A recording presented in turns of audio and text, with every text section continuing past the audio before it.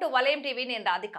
ఇక డీటెయిల్స్ చూస్తే రాజకీయాల్లో నాయకుల పట్ల ఓటర్లకుండే ప్రేమాభిమానాలు ఎప్పుడూ శాశ్వతం కావు.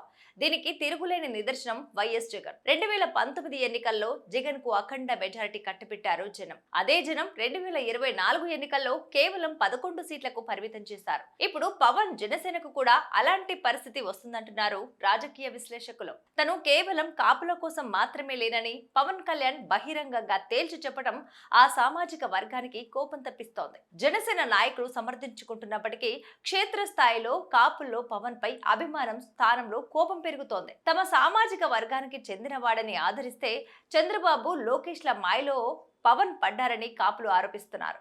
తమపై వేధింపులు జరుగుతుంటే పవన్ చూస్తూ ఊరుకుంటున్నారనే బాధ వారిని తీవ్రంగా వేధిస్తోంది.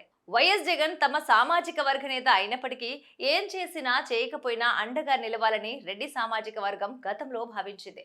కానీ తమ అంచనాలకు తగ్గట్టు జగన్ పనిచేయలేదని భావించి 2024లో రెడ్డి సామాజిక వర్గం మొత్తం ఏకమై జగన్ ను వ్యతిరేకించింది. ఇదే సూత్రం చంద్రబాబు పవన్ కళ్యాణ్లకు కూడా వర్తిస్తుంది.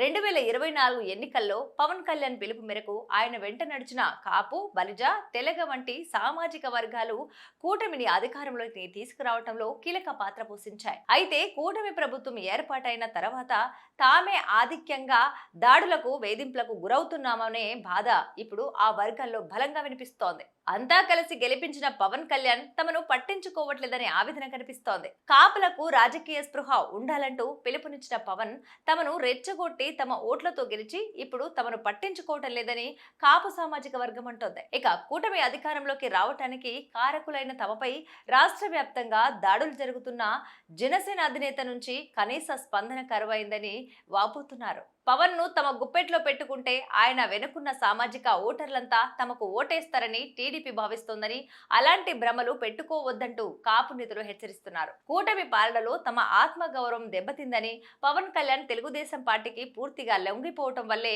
తమకి దుస్థితి ఏర్పడిందని కాపు సంఘాలు భావిస్తున్నాయి. ఇటీవలే పొన్నూరు నియోజకవర్గంలో కాపులపై జరిగిన దాడి ఘటనలో వైకాపాకు చెందిన దాసరి రాము వెళ్లి పరామర్శించారే తప్ప జనసేన వైపు నుండి కనీస స్పందన లేదని అంటున్నారు. ఇలాంటప్పుడు పవన్ వెంట ఎందుకు నడవాలనే ప్రశ్నలు ఎదురవుతున్నాయి.